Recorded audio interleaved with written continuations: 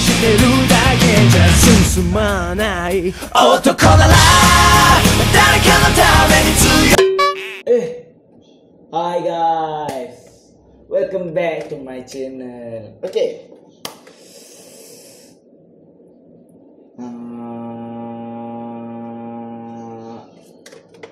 Okay, hari ni aku buat video ni sebab aku diberi tugasan, iaitu tentang krisis sumber semula jadi di dunia. Aku kena huraikan, maksudnya aku kena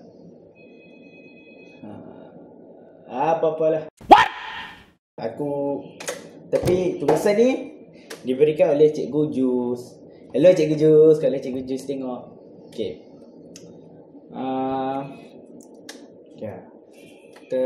Aku dah nak start lah.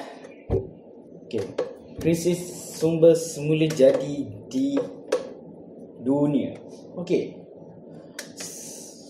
Sumber semula jadi ni, macam korang tahu, sumber semula jadi ni dia ada banyak. Sumber ni dia boleh macam-macam boleh guna untuk menjana tenaga elektrik, lepas tu untuk makanan ke apa semua. Macam tu. Okay. First, punca krisis dia sebab sumber tidak boleh diperbaharui. Sumber yang punca krisisnya bukan yang okay, sumber semula jadi ni dia ada dua, boleh diperbaharui ataupun tidak. Yang kat punca masalah krisis dia ni dekat sumber tidak boleh diperbaharui. Sebab apa? Sebab sumber tidak boleh diperbaharui ni dia terhad berbanding dengan sumber yang boleh diperbaharui. Dia macam boleh lah, kita boleh ganti setiap hari, dia stay ada, kekal.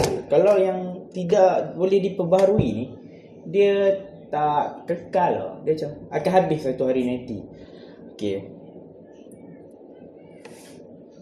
Sebab dia eksploitasi dan penerokaan sumber secara berterusan dan tidak terancam mengakibatkan kuantiti sumber semula jadi ni semakin berkurang. Yalah, benda dah terhad. Benda tu dia ada bukan ada sikit, dia dulu banyak lah, sekarang dah sikit. Sebab orang dah kali macam apalah, macam korang makan ada nasi kan, korang makan umpama makan mestilah akan habis kan. Tapi lain lah, nasi kita boleh tambah kalau habis. Okay. Tapi sumber ni dah habis, nak tunggu lah berjuta-juta tahun nak proses tu nak berlaku, nak ada balik kan semua tu. Okay. Kesan pada dia ada 4 kesan. 4 kesan dia. Ekonomi, pada masyarakat, politik dan alam sekitar. Okay. Pertama, ekonomi. Pendapatan negara pengekspor dan pengimport tidak menentu kekurangan sumber dan kenaikan harga komoditi. Mestilah contohlah kita sumber tu dah tak ada kan. Sumber semula jadi ni dah kekurangan yang ni kan, yang tidak boleh perbaharui ni, dia berkurangan. Jadi benda tu dia lah yang buatkan life kita berjalan. Sebab contohlah macam petroleum kan, dia ada banyak function. Petroleum banyak function sangat. Kalau benda tu dah tak ada kan, dia akan cut kita punya kehidupan lah, cut kita punya rutin kehidupan. Okay. Yang kedua, kenaikan harga sumber seperti petroleum, gas dan gas asli dalam pasaran dunia. Mestilah naik kan. Gila tak naik. Benda yang dah tak ada, benda yang dah kurang, takkan orang nak jual murah. Betul tak? Macam korang jumpa belian, benda tu payah nak jumpa, susah nak jumpa. Tapi dah jumpa tu korang nak jual pula kan. Takkan korang nak jual lah harga RM5. Mestilah korang jual harga yang mahal kan. Takkanlah ada orang nak jual dalam harga RM5 pula kan. Yang ketiga, peningkatan kos sara hidup disebabkan oleh mata wang menurun, pendapatan negara merosot dan kuasa membeli yang lemah. Yalah, benda ni kalau minyak Kalau minyak tu naik, mesti harga barang naik kan. Sebab kita nak, yalah, kita sebagai negara pengeluar, ekonomi kita pun, dan minyak tak banyak jumpa kan. Dan minyak pula dah antara negara kita punya, negara pengeluar apa, antara bahan yang membuatkan negara kita kaya. Benda tu dah tak ada, dah kurang. Benda tu, lepas tu nak beli dia pun mahal kan. Mestilah. Alah. Fikir-fikir lah. Okay. Ya, cerita aku nak urai sikit. Petroleum. Okay. Dia petroleum ni, dia banyak kegunaan dia. Apa kita lari sikit tajuk. Seperti gas, kita boleh jadikan gas petroleum untuk memasak. Minyak petrol, bahan api kereta, motor yang kita duk guna selalu. Lepas tu nafta untuk buat plastik tu, plastik bag yang pergi kedai, korang pergi kedai beli barang, lepas tu dalam orang bawa barang dalam plastik bag kan. Kerosin, tak tahu nak sebut macam mana. Bahan api untuk kapal terbang. Diesel, bahan api lori dan bas. Tahu kan, yang hitam tu kan, yang asap dia warna hitam sekali lori, bas tekan minyak, hitam keluar kan. Yang stepek ni muka kau. Lepas tu minyak pelincir, bahan api untuk kapal laut, dan bitumen, jalan raya. Sebab tu jalan raya hitam. Petroleum kan hitam. Muka saya pun hitam. Tapi bukan, muka saya bukan untuk dibuat daripada petroleum. Okay, tu kita lari tajuk sikit. Tu kegunaan apa petroleum. Nampak tak petroleum ni betapa banyaknya penggunaan pula. Betapa banyaknya dia punya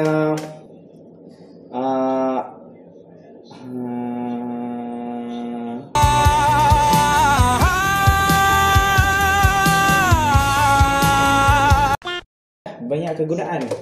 Okay. Yang kedua, bab politik. Politik. Antara sebabnya, apa yang kesan dia, perebutan kawasan yang mempunyai sumber semula jadi antara beberapa buah negara sehingga kepada konflik wilayah.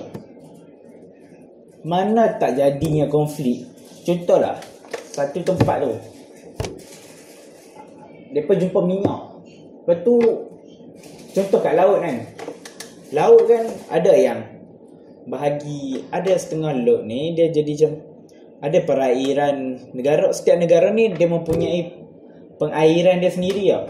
Jadi contoh kalau laut tu laut bebas, kawasan yang bebas kan, macam mana? Lautan antarabangsa kan, contoh lah, tu laluan antarabangsa. Lepas tu jumpa minyak itu, lepas tu mesti gaduh.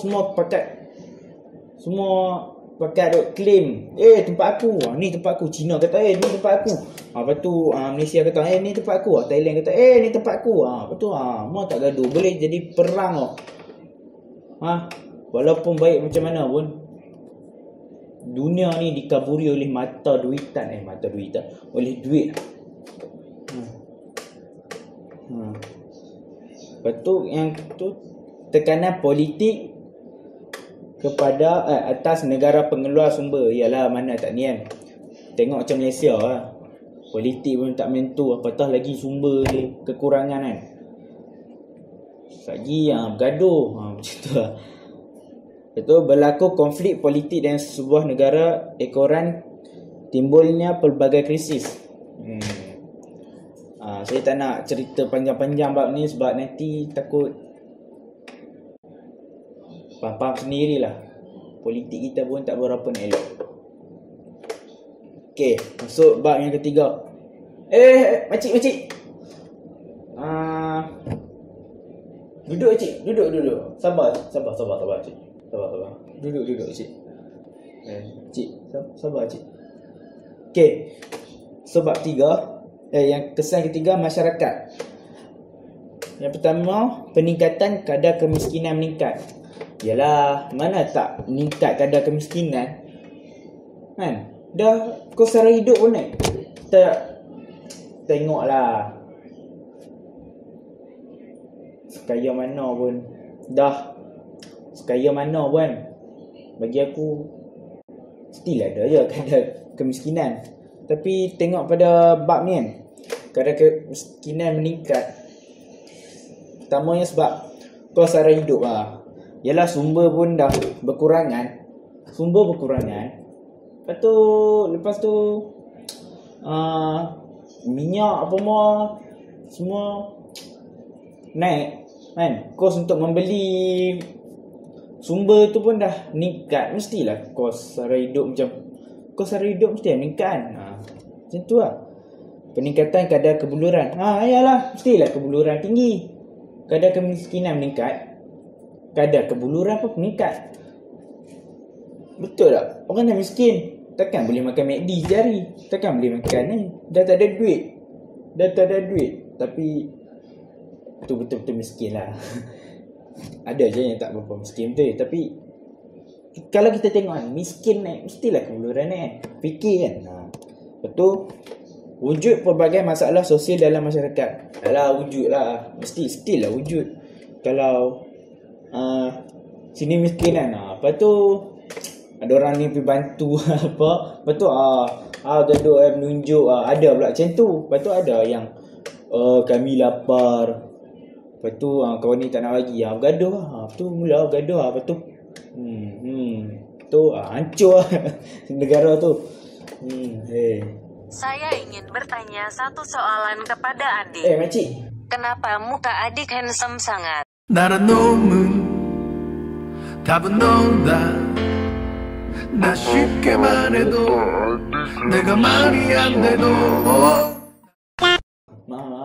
Tadi ni. Okey, sambung kepada alam sekitar. Korang ingat krisis ni hanya berlaku kat manusia? Alam sekitar pun berlaku. Itulah, ingat sangat. Apa orang ni ingat dia ingat alam sekitar tak pun. Okey, pertama untuk alam sekitar, kemerosotan kualiti alam sekitar. Mana tak merosot? Dah kau cari sumber tu petroleum kan. Contoh macam petroleum. Jadi diesel pada ni. Diesel kepada lori apa? Diesel tu minyak kereta pun asap daripada kereta tu, kenderaan tu. Dia dah jadi satu punca masalah pula untuk alam sekitar. Bagus habis pun tak apa. Tapi susah duit kat kita. Tapi untuk alam okey pula. Betul. Kedua, kemusnahan pelbagai flora dan fauna. Contohlah kita cari arang batu kan kat sebuah bukit ataupun dijumpai kat bukit kan. Lepas tu kat hutan ke kan. Lepas tu kita buat aktiviti kita cari kan. Kan dah merosakkan alam kita. Kita korek lah, kita panggil apa? Meletup tu. Yang boom. Yang ada masa ada boom.